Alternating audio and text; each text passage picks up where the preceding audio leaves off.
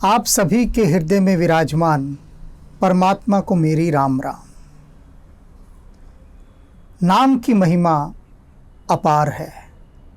उसी अपार नाम की महिमा का गुणगान करते हुए तुलसीदास जी कहते हैं कि चहु चतुर कहु नाम आधारा, ज्ञानी प्रभहि विशेष प्यारा। चह जुग चह श्रुति नाम प्रभावो, कली विशेष नहीं आन उपाओ। कि जितने भी चतुर लोग हैं, चतुर भक्त हैं, जिनको बोध हो गया है, ऐसे भक्त, उन्होंने नाम को ही अपना आधार माना है। चहु चतुर कहो नाम आधारा, एक ही आधार माना है जिससे वो पार हो सकते हैं, वो है नाम का आधार। हालांकि ज्ञानी प्रभु ही विशेष प्यारा, भक्तों के अंदर प्रभु को जो ज्ञानी भक्त हैं वो विशेष रूप से प्रिय हैं। ज्ञानी भक्त कौन से? जो ज्ञान को उपलब्ध हो चुके हैं, एनलाइटेड हो चुके हैं, प्रकाश भीतर उनके प्रकट हो चुका है, ज्ञान को उपलब्ध हो चुके हैं, बुद्ध हो चुके हैं। हालांकि ऐसे भक्त प्रभु को बहुत प्रिय हैं, परमात्मा को बहुत प्रिय हैं, लेकिन उन सब के बाद भी चाहे जुग चाहे श्रुति नाम प्रभाव, चारों तरफ, चारों दिशाओं में, चारों वेदों में, इन सब के बाद भी नाम की बहुत महिमा कही गई है, नाम का बहुत प्रभाव कहा गया है। जो बुद्धत्व को उपलब्ध हो चुके होते हैं वो गहरे शांति में चले जाते हैं, भीतर गहरे मौन में, सिर्फ शून्य में रहते हैं, वे शून्यवत रहते हैं, समाधिस्थ रहते हैं। प्रिय हैं ऐसे भक्त प्रभु को, लेकिन उन सब के बाद भी कह रहे हैं जो नाम की महिमा है उसको नकारा नहीं जा सकता, क्योंकि चारों वेदों में, चारों दिशाओं में सिर्फ नाम का ही गुणगान हो रहा है। कल विशेष ही नहीं आन उपाओ, और कलयुग में तो विशेष रूप से नाम के अलावा कोई उपाय ही नहीं है। कलयुग की बात तुलसीदास जी कर रहे हैं। ये कहते हैं पहले वाले युगों में तो बिना नाम के भी अनेक प्रकार से ईश्वरत्व की ओर यात्रा हो जाती थी। साधना कर रहे हैं लोग, योग साधना में बैठे हैं, अब साधना तो छूट ही गई है इस समय। तो कलयुग में कहते हैं कि तो तुम सिर्फ नाम का ही जाप कर लो, नाम जाप से ही तुम्हारा शुद्धिकरण हो जाएगा, तुम्हारी यात्राएं हो जाएंगी। अब साधना ही नहीं होती। जैसा कि मैं पहले भी अनेक बार इस प्रसंग को उठा चुका हूँ कि अनेक लोग बड़े जोश के साथ, दिमागी जोश के साथ मेरे पास आते हैं और कहते हैं हम अध्यात्म के मार्ग पर आगे बढ़ना चाहते हैं, भक्ति के मार्ग पर, और उनको 2-4 छोटी छोटी सी मैं साधनाएं करने को कहता हूँ कि साधना करो। लेकिन उनका दिमाग इतना चलता है कि इधर मैं कुछ कहूँगा और उसका जवाब उनके पास पहले से तैयार होता है कि नहीं जी, ये तो हम नहीं कर सकते, ऐसे तो हम नहीं करेंगे, इसके करने से क्या होगा, क्या इससे जल्दी कुछ प्राप्ति होगी, करेंगे नहीं, 1000 सवाल। तो वो साधनाएं बिल्कुल नहीं करते हैं, साधना का एक अंग ही नहीं होता है। एक फिल्म मैंने देखी थी, मार्शल आर्ट की फिल्म थी, उसमें एक शिष्य जाता है ज़ेन मास्टर के पास सीखने मार्शल आर्ट, और वो कहता है कि मुझे आप सिखाइए ये विद्या। तो गुरु कहता है कि एक काम कर, तू नदी से पानी भर कर ला, रोज नदी से पानी भर कर ला। अब उसको 6 महीने तक इस काम पर लगाता है, साधना करने की। अब जो सीखने आया था वो बुरी तरह से चिढ़ चुका इस काम को करके, खींच गया, इरिटेट हो गया, और वो गुरु के पास जाकर कहता है कि मैं यहाँ पर आपसे मार्शल आर्ट सीखने आया था, वो युद्ध कला, जूडो कराटे कह लो, कुछ भी कह लो, और आपने मुझे नदी से पानी भर के लाने पर लगा दिया। ये क्या तरीका हुआ? अब वो गुरु की साधना पद्धति नहीं समझ रहा कि गुरु पहले उसे सशक्त करना चाह रहा है। तो गुरु ने कहा, इस समय जो मेरा सबसे यहाँ पर प्रमुख शिष्य है, जरा उसके पास जाकर बात करो, उससे पूछो। तो वो सीखने वाला उसके पास गया, जो शिष्य सब कुछ सीख चुका था। तो उसने कहा कि भैया, जब मैं आया था तो गुरु ने मुझसे पानी भी नदी से मंगवाया, जंगलों से लकड़ियाँ भी कटवाई, आश्रम में झाड़ू लगवाई, पत्थर बिनवाए और जितने भी काम हो सकते थे खूब करवाए, और बड़े कठोर काम करवाए मेहनत के। और उन सब के बाद गुरु ने कहा कि हाँ, अब तू तैयार हो गया है, अब मैं तुझे सिखाता हूँ। तो सिखाना तो बहुत बाद में आता है। भक्ति से पहले शुद्धिकरण की अनेक साधनाएं होती हैं, लेकिन उन साधनाओं को करने से बच रहा है व्यक्ति। इस कलयुग का मनुष्य समय ही कहाँ है। आप खुद अपने दिनचर्या पर दृष्टि डालिए कि सुबह से रात तक 24 घंटे में समय कहाँ है आपके पास। समय ही नहीं है। कितना समय दोस्तों को देना है गपशप के लिए, उसके बाद टेलीविज़न को समय देना है, समाचार देखने दुनिया भर के संसार में क्या हो रहा है। यदि हम वो नहीं जानेंगे तो रोटी ही नहीं हजम होगी। तो अगर अपना पेट ठीक रखना है, हाजमा ठीक रखना है, तो दुनिया भर के समाचार सुनने होंगे सारे। फिर अखबार का सारा कूड़ा करकट उसे भी पढ़ना है, और उसके बाद अनेक हज़ार गोरख धंधे ऐसे हैं जो करने हैं। तो ये सब सांसारिक जो प्रपंच हैं, यही वक्त नहीं देते तो साधना आप कहाँ करेंगे। तो ऐसे में क्या कहते हैं कि नाम का आधार है, कि आप नाम तो ले सकते हैं। भगवान वाल्मीकि को भी तो नाम ही सुझाया था नारद ने कि नाम लो। और नाम की महिमा के कितने कितने प्रसंग ऐसे हैं कि उनसे ही मुक्ति हो गई हमारी। लेकिन खेद का विषय है कि नाम लेने में भी संकोच होता है, समय नहीं है। कितना नाम लेते हैं। मेरी बात पर मत जाइए, खुद शांत बैठ के सोचिए कि 24 घंटे में से क्या 1 घंटे भी आपने नाम लिया लगातार बैठ के, कि आप 1 घंटे बिल्कुल बैठ गए हों शांत, कहीं पर भी, घर के किसी कोने में, छत पर या कहीं पर भी, और ये सोचा कि एक नियम है हमारा कि हमने 1 घंटे नाम सिमरन करना है। जिस सुमिरन की महिमा जो कही गई है। सुमिरन क्या है? सिमरन, स्मरण, ये सब इसके अंग हैं कि जिसमें आप उसको याद करते हैं, उसकी याद में बैठते हैं। और जब बैठते हैं तो कोई नाम चुनते हैं। नाम ही एक आधार है। प्रत्येक धर्म में, कोई भी धर्म हो चाहे संसार का, उसका एक नाम है। उसने उस धर्म में परमात्मा का एक नाम रखा हुआ है। हर धर्म ने अपने अपने परमात्मा का एक नाम रखा हुआ है। तो कहते हैं उसी के नाम का ही तो सुमिरन करना है, और वो नाम ही आधार है। जितना अधिक आप नाम में डूबेंगे, उतना अधिक भीतर का जो सिस्टम है, भीतर की जो व्यवस्था है, वो स्वच्छ होगी। और जब तक वो स्वच्छ नहीं होगी, तब तक आगे की यात्रा नहीं हो सकती। तो इसलिए प्रयास करें कि नाम में डूबें, जिस भी नाम को आप मानते हो। और कैसे डूबना है? अपने को संसार के विभिन्न गोरख धंधों से हटाकर एक बार एक पास से होकर बैठना है कि अब कुछ नहीं करना है, मुझे सिर्फ नाम सिमरन करना है। संसार दिन भर में अगर आपको नहीं वक्त दे, बिल्कुल भी चिंता ना करें। रात तो अपनी होती है ना।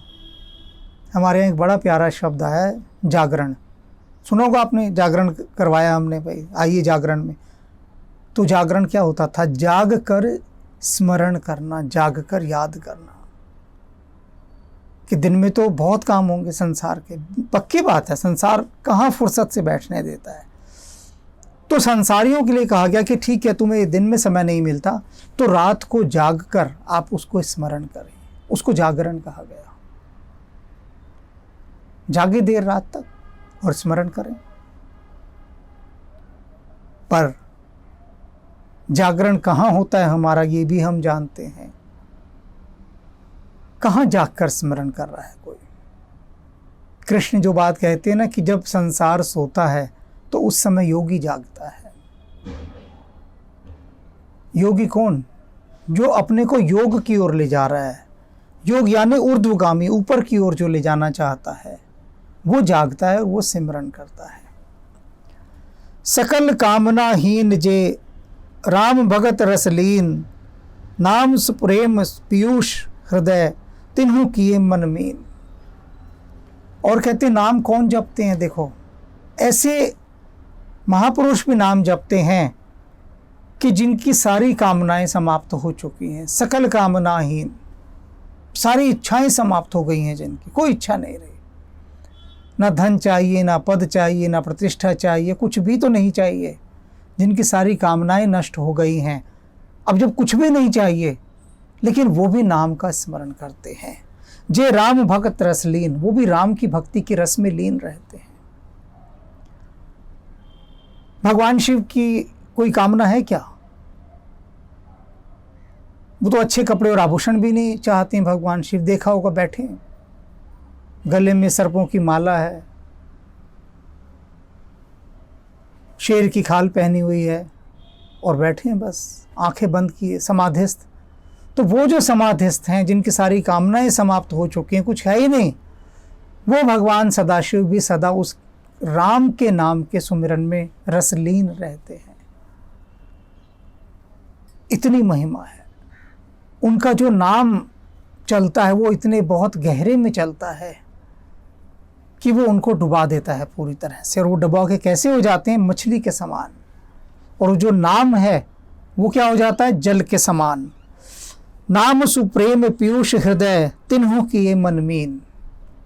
और वो नाम का जो अमृत का जो सरोवर है, उस अमृत सरोवर के अंदर वो अपने आप को मछली बना लेते हैं। आप सोचिए, अगर आप मछली हों और आपको पानी से निकाल दें तो क्या हालत होगी? समझते हैं ना कैसे तड़फन मचेगी। तो इन्होंने क्या कर रखा है कि राम का नाम इनके लिए जल बन गया है, सरोवर, अमृत का सरोवर। और खुद को इन्होंने मछली बना लिया है। अब मछली तो हर समय जल में रहेगी ना, हर समय नाम चलेगा, हर समय। रैदास इसी की बात करते हैं ना, अब कैसे छूटे राम नाम रट लागी। आपने अगर अपने को मछली बना लिया और उस परमात्मा के नाम को जल, तो आप सोचिए आप कैसे उससे अलग रह सकते हैं। एक पल के लिए भी, क्या क्षण के लिए भी अलग नहीं रह सकते। तो ऐसा मन उन भक्तों ने, उन निर्मोही भक्तों ने भी, जिनको किसी से मोह नहीं रहा, उन्होंने अपने मन को उस मछली के समान बना लिया है जो जल के बिना नहीं रह सकती। और इनका जल क्या है? नाम। मैं ऐसे अनेक भक्तों से मिला हूँ, अनेक महायोगियों से मिला हूँ, उनके श्री चरणों में बैठने का सौभाग्य प्राप्त हुआ है, जिनकी अखंड नाम की धारा सदा चलती रहती है, कभी खंडित ही नहीं होती। अहर्निश नाम चल रहा है उनके भीतर। श्वासों की माला पे सिमरू में तेरा नाम। मैंने देखे हैं बहुत सारे भक्तजन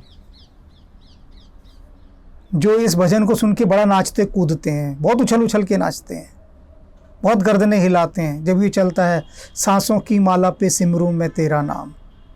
और उनको यही नहीं पता सांसों की माला क्या होती है। बस शब्द है, चल रहा है। 2-3 मिनट के लिए जितना ये भजन चलता है, उतनी देर थोड़ा गर्दन वर्दन हिला लेते हैं, उसके बाद वही संसार के गोरख धंधों में लग जाते हैं, फिर कहीं नाम नहीं। कई बड़े बड़े पदों के लोग आए कि जी थोड़ा मार्गदर्शन कीजिए, हम उस ओर बढ़ना चाहते हैं। तो मैंने उनसे कहा, जब गाड़ी में बैठते हैं ना, ड्राइवर चला रहा है, आपको तो चलाना नहीं, तो उतने समय में आंख बंद करके नाम सिमरन करना। तो वो साफ कहते हैं, जी बस यही नहीं होता, बाकी कुछ और बता दो। और क्या बता दो? कि आपने जो पाया है ना, वो आप अपनी सारी शक्तियां हमें दे दो, सीधा पूरे बिजनेसमैन की तरह बात करते हैं, और हम आपको कुछ नहीं देंगे, आप हमें अपना सब कुछ दे दो। तो मीराबाई ऐसे लोगों को जवाब देती है कि मैं तो गोविंद लियो मोल, और मैंने उससे अपनी चुनरी रंगवा ली है। जे तू मांगे रंग की रंगाई, मेरा जोबन गिरवी रख ले। और कहते मैंने तो अपनी जवानी उसे दे डाली। मीरा कहती है जो सबसे प्राइम टाइम होता है, मैंने उसे अपनी कीमत वो दी रंगने के लिए अपनी चुनरिया। और लोग, बहुत सारे लोग हैं जिनको मैंने कहा कि जो फुर्सत का समय, मैंने उनके टाइम टेबल निकाला ज़िंदगी का, और मैंने कहा देखो ये तुम्हारे पास समय है, इस समय के अंदर तुम बहुत अच्छा सिमरन कर सकते हो। पर नहीं, वो कहते हैं होता ही नहीं है। और वो गलत नहीं कह रहे, सच कह रहे हैं, क्योंकि मन सदियों सदियों से दूसरी ओर फिसलता रहा है, सिमरन में तो कभी रहा ही नहीं। और अनुशासन वो किसी का नहीं मानते। डांट देता हूं तो फिर छोड़ छाड़ के भाग जाते हैं मुझे, फिर नहीं बात करते, क्योंकि डांट उनसे बर्दाश्त नहीं होती। अब एक कंपनी का चेयरमैन है इतना बड़ा, और 2-3 क्लासों के बाद मैं उसे डांटना शुरू कर देता हूँ कि क्या कर रहा है भाई तू, हैं ध्यान क्यों नहीं करता, तुझे एक समय बांटा है, किस समय में बैठ के ध्यान कर। अब वो, उसे लगता है कि मैं इतनी बड़ी कंपनी का चेयरमैन, और हर आदमी मेरे आगे सिर झुकाता है, और ये मेरे ऊपर तो अनुशासन लाद रहे हैं। तो वह एस्केप कर जाता है, फिर नहीं मिलता आकर, क्योंकि साधना के लिए तो बड़ी मार खानी पड़ती है। गुरु बड़े कठोर अनुशासन देता है। बहुत कठिन है डगरपन भटकी, कैसे भर लाऊं मदवा से मस्ती। ये जो बड़ी कठिन डगर है पन भटकी, और तुम मस्ती भरना चाहते हो, मस्ती भर के लाना चाहते हो, कैसे ले आओगे। तो साधना तो करनी पड़ेगी। ये नाम की भी साधना है, जो आधार बताया नाम। ये सब जो इतनी बातें मैंने कही हैं अभी, सिर्फ थोड़ा चेताने के लिए, थोड़ा जगाने के लिए, थोड़ा झंझोड़ने के लिए कि जागो नींद से, और जरा देखो कि कितना समय तुम उस विराट शक्ति के लिए दे रहे हो। अगुण सगुण दुई ब्रह्म स्वरूपा, अखत अगाध अनादि अनूपा। अगुण सगुण, निर्गुण और सगुण, ये 2 रूप कहे गए हैं ब्रह्म के, ईश्वर के। या तो साकार है या निराकार है।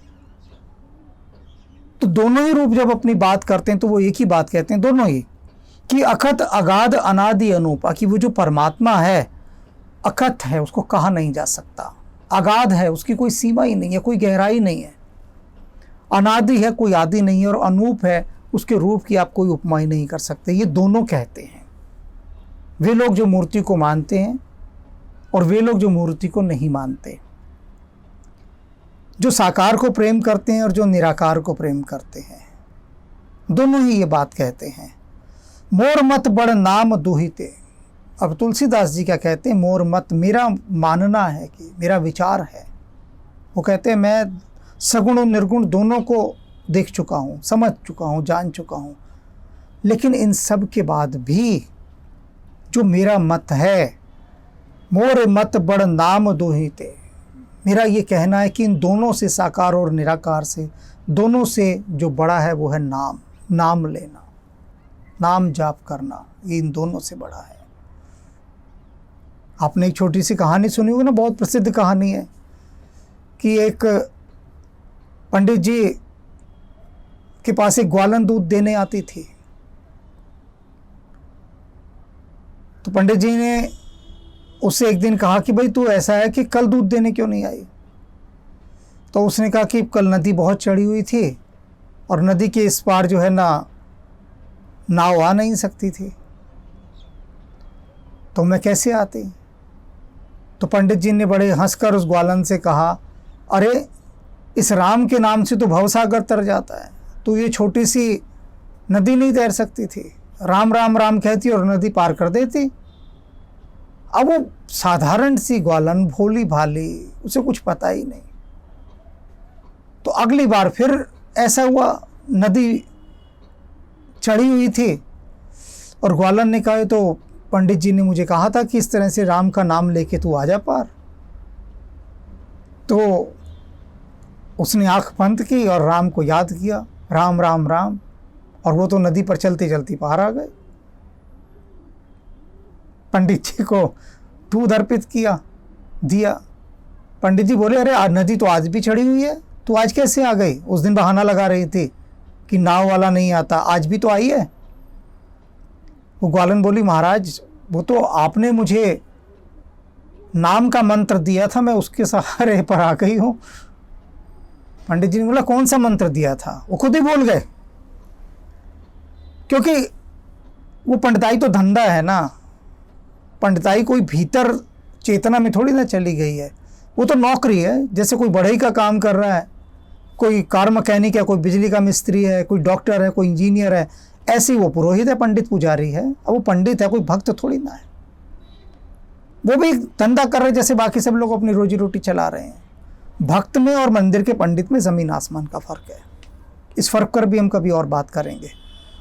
तो पंडित जी ने कहा, कौन सा मंत्र, किस क्या बात कर रही है, मेरी समझ में कुछ नहीं आ रहा। उसने कहा, आपने कहा था ना कि राम के नाम से तो भवसागर भी तर जाते हैं, तो मैं राम का नाम लेती हुई आई और नदी पर चल कर आ गई। पंडित जी ने कहा, बावली बना रही है मुझे, तो ऐसा कोई राम का नाम पार कर सकता है भला? अब संदेह खुद ही भीतर कितना गहरा है कि राम का नाम कुछ नहीं कर सकता। वो तो सिर्फ फॉर्मेलिटी है, एक मशीनी सिस्टम में फीड किया हुआ है कि बोलो। भीतर हृदय की गहराइयों से थोड़ी ना राम नाम आ रहा है। अब पंडित जी ने कहा, अच्छा जाके दिखा जरा।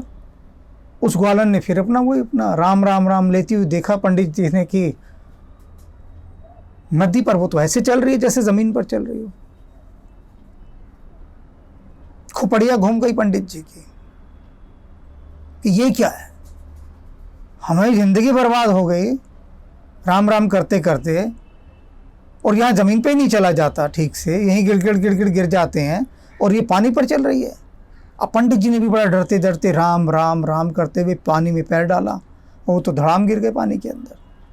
क्यों? क्योंकि ये जो राम का नाम लिया जा रहा है, ये केवल ऊपरी सतह से है, बाहरी लेयर से, बस ऊपर ऊपर से। उस राम का संबंध हृदय की गहराइयों से नहीं हुआ।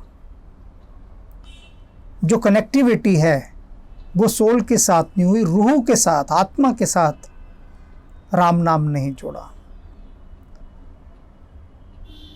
भीतर के हृदय के चक्रों से, नाभि से, आत्मा की गहराइयों से राम नाम जब तक नहीं पुकारोगे तब तक बात नहीं बनेगी।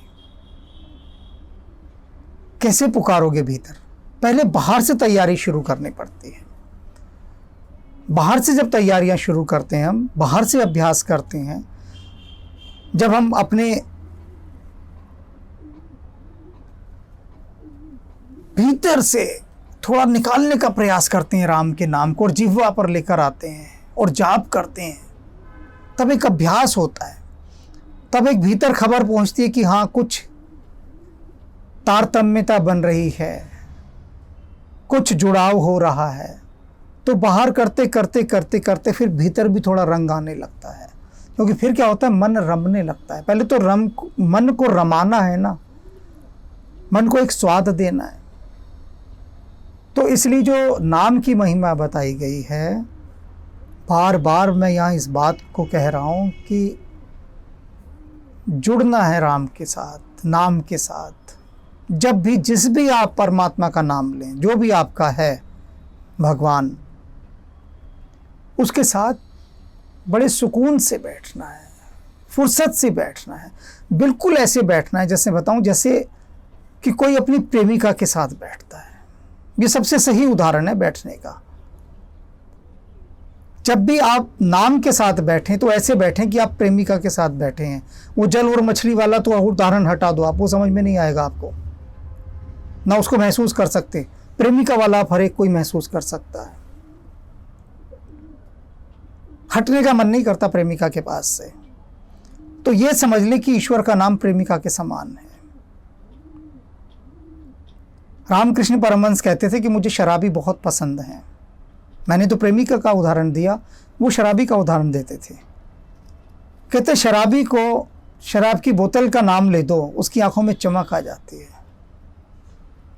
और उसके सामने रख दो तो कहना ही क्या, और खोल दो तो फिर और पूछो ही मत। तो कहते हैं भक्त को शराबी की तरह होना चाहिए, और वो जो नाम है ना, नाम उसकी मदिरा होनी चाहिए। आपने सभी ने सुना होगा श्रीमद्, कहते हैं ना श्रीमद् भागवत की कथा। आपको पता ही नहीं श्रीमद् क्या है? सबसे बढ़िया नशा श्रीमद्, कोई घटिया देसी दारू नहीं, बढ़िया शराब, एकदम लाखों रुपए वाली जो शराब होती है वो। तो श्रीमद् जो ईश्वरीय नशा है वो सबसे बेस्ट, श्रीमद्, श्रीमद् भागवत।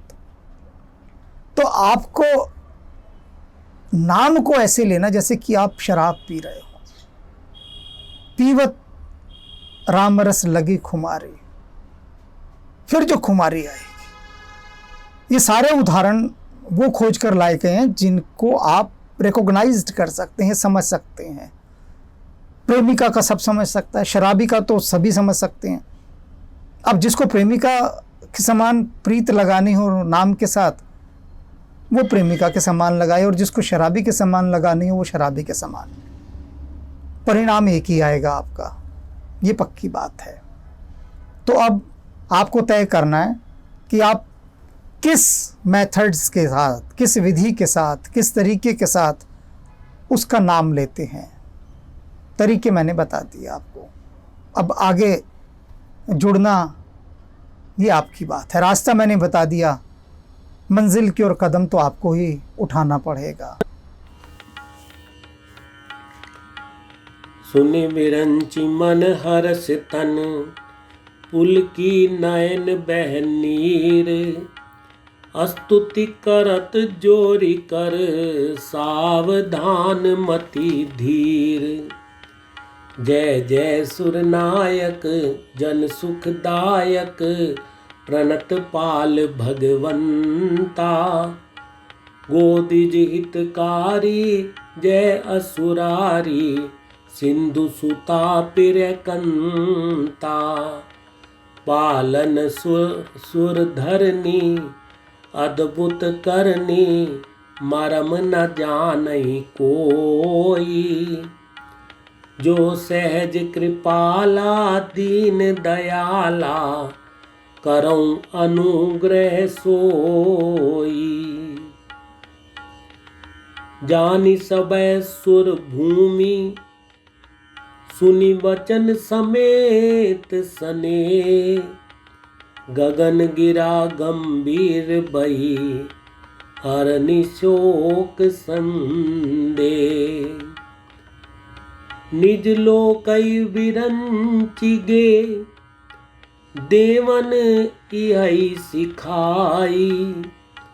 बानर तनु धरि धरि मही, हरिपद सेवहु जाई। कौशल्यादि नारी प्रिय, सब आचरण पुनीत।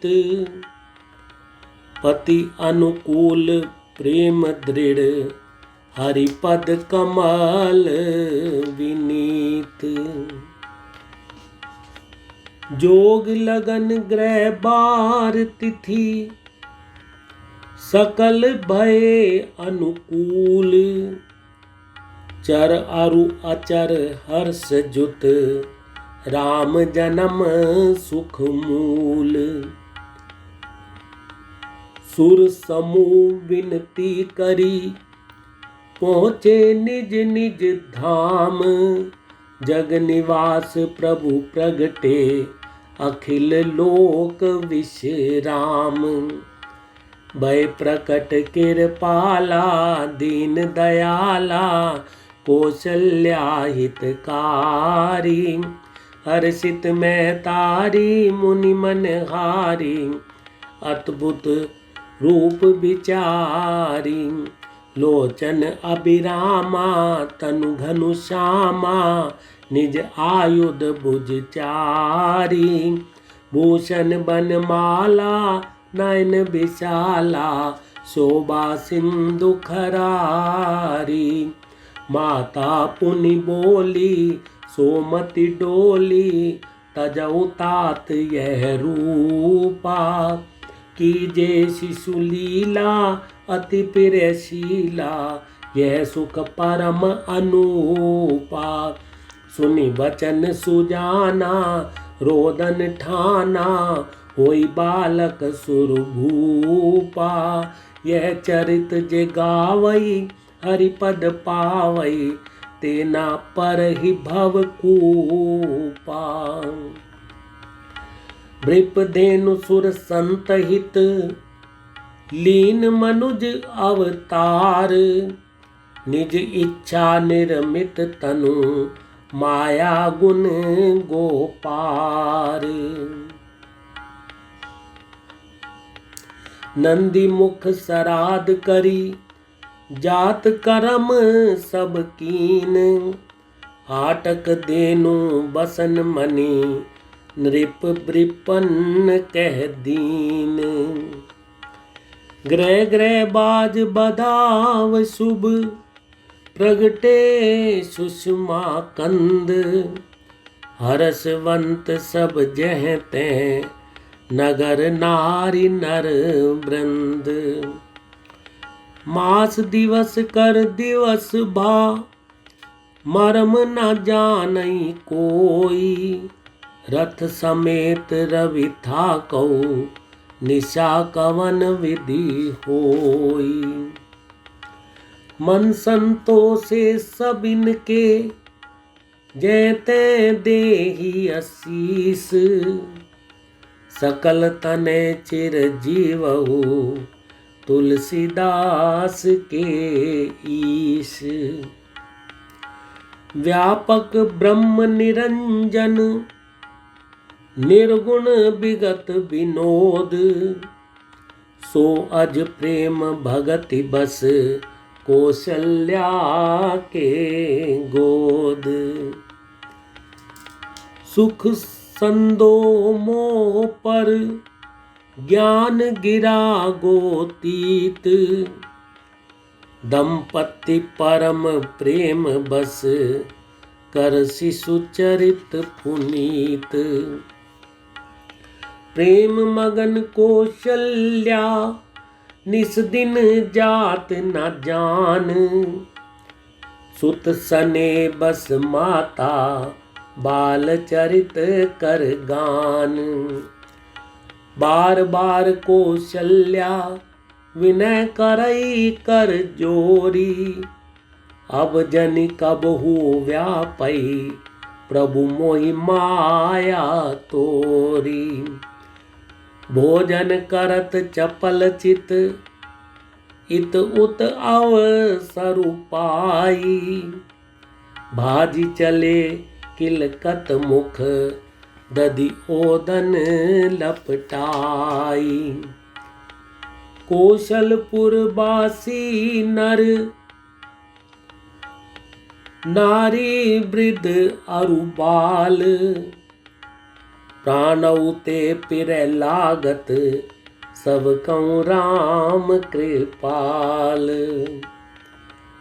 व्यापक अकल अनी अज निर्गुण नाम न रूप भगत हेतु नाना विधि करत चरित अनूप बहुविधि करत मनोरथ जात लागी नहीं बार करी मंजन सरो जल गए भूप दरबार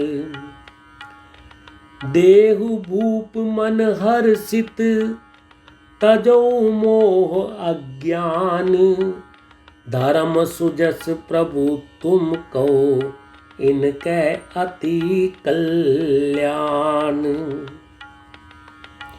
गौतम नारी श्राप बस उपल दे धरि धीर चरण कमल रज चाहती कृपा करऊ रघुवीर पर सत पद पावन शोक न सावन प्रगट भई तप पुंज सही। देखत रघुनायक जन सुखदायक, सन्मुख होई की जोरी रही। अति प्रेम अधीरा पुलक शरीरा, मुख नहीं आवै वचन कही। अतिशय बर भागी चर नहीं लागी, जुगल नयन जल धार बही। जेहि पद सुर सरिता परम पुनीता, प्रगट भई शिव शीस धरी। सोई पद पंकज जेहि पूजत अज, मम सिर धरहु कृपाल हरि। एहि भांति सिधारी गौतम नारी, बार बार हरि चरण परी।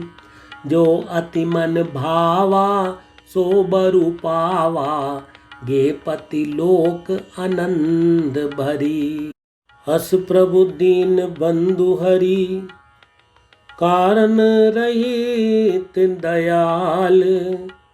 तुलसीदास सठ ते ही भज, छाड़ कपट जंजाल। ठुमक चलत रामचंद्र, बाजत पैजनिया। ठुमक चलत रामचंद्र, बाजत पैजनिया। ठुमक चलत रामचंद्र, किलक किलक उठत धाय। गिरत भूमि लटपटाए, दाए मात गोद लेत दशरथ की रनिया। ठुमक चलत रामचंद्र, बाजत पैजनिया। आंचल रज अंग झारी, विविध भांति सो दुलारी। तन मन धन वारी वारी, कहत मृदु बचनिया। ठुमक चलत रामचंद्र, बाजत पैजनिया। ठुमक चलत रामचंद्र, मृदुम सो अरुण अधर। बोलत मुख मधुर मधुर, सुबग नासिका में चारु। लटकत लटकनिया। ठुमक चलत रामचंद्र, बाजत पैजनिया। ठुमक चलत रामचंद्र, तुलसीदास अति आनंद।